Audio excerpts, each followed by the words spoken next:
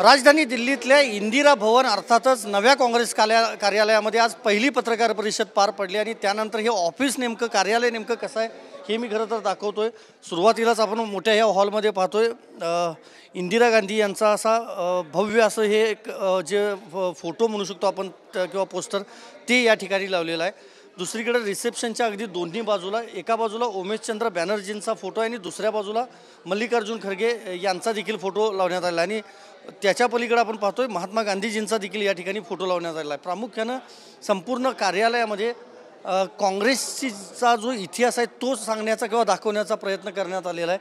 म्हणजे 1942ला आपण पाहतोय की भारत जोडो आंदोलन जे झालं होतं त्या आंदोलनामध्ये नेमकं काय झालं होतं किंवा आझाद हिंद फौज सेना असेल, रामगडमध्ये 53वे जे अधिवेशन झालेलं होतं किंवा 1934 साली खादी अनिवार्य करण्याचा जो निर्णय काँग्रेसने घेतलेला होता त्या बाबतीतलं असेल, हे सगळे मेसेजेस किंवा जे फोटो आहेत जुन्या काळातले ते सगळे या ठिकाणी दाखवण्याचा प्रयत्न करण्यात आलेला आहे। त्याचबरोबर सायमन आयोगावर जो बहिष्कार टाकलेला होता 1927 साली, म्हणजे इंग्रज राजवटीमध्ये देखील काँग्रेसनं कशा पद्धतीनं काम केलेलं होतं त्या संदर्भातलं सगळं जे महत्त्वाची माहिती आहे ती माहिती या ठिकाणी दाखवण्याचा प्रयत्न करण्यात आलेला आहे। त्याचबरोबर या बाजूला आपण पाहिलं 1906, 1915 आणि 1920 साली नेमकं काय काय झालेलं होतं त्या संदर्भातली देखील महत्त्वाची जी माहिती आहे ती सगळी माहिती या भिंतीवर आपल्याला पाहायला मिळते। दुसरं महत्त्वाचं, काँग्रेसनं आपल्याला माहीत आहे इतकी वर्ष अनेक राज्यांमध्ये सत्ता भोगलेली आहे, देशामध्ये देखील सत्ता त्यांनी भोगलेली आहे आणि त्यामुळंच काँग्रेसचे जे मुख्यमंत्री होते त्या मुख्यमंत्र्यांचा उल्लेख करण्यात आला आणि आपण महाराष्ट्राचं हे नाव सुरुवातीपासून पाहतोय।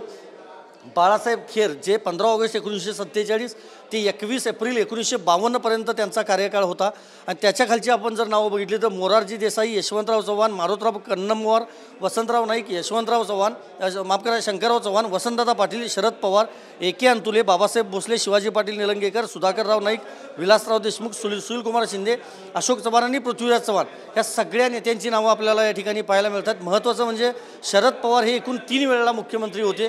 18 जुलै 1978 ते 17 फेब्रुवारी 1980 पर्यंत, 26 जून एकाच दिवसासाठी होते आणि 6 मार्च 93 ते 14 मार्च 95 या काळात ते मुख्यमंत्री होते आणि जी सगळ्या राज्यांमधली जी माहिती आहे ती संपूर्ण माहिती या सगळ्या फलकावर लावण्यात आलेली आहे। म्हणजेच त्या कुठल्या राज्यात कोण मुख्यमंत्री होत होते। दुसरं महत्त्वाचं मी शेवटच्या वेळेला दाखवतो, यह कहना कि एक अकेला इंसान अपने जन्म के कारण अछूत अगम्य या अदृश्य हो जाता है, ईश्वर को नकारना है, हा तो जो महात्मा गांधीजींचा विचार आहे किंवा जो थॉट आहे तो त्यांच्या प्रतिमेसह या ठिकाणी पाहायला मिळतो। जेणेकरून आता यापुढं 24 अकबर रोड हा जो पत्ता होता काँग्रेस कार्यालयाचा तो आता कायमस्वरूपी बदललेला आहे आणि यापुढं काँग्रेस पक्षाचा कारभार इंदिरा भवनमधूनच चालणार आहे। व्हिडिओ जर्नलिस्ट विनोद कुमारसह मी संदीप राजगोळकर, TV9 मराठी, नवी दिल्ली।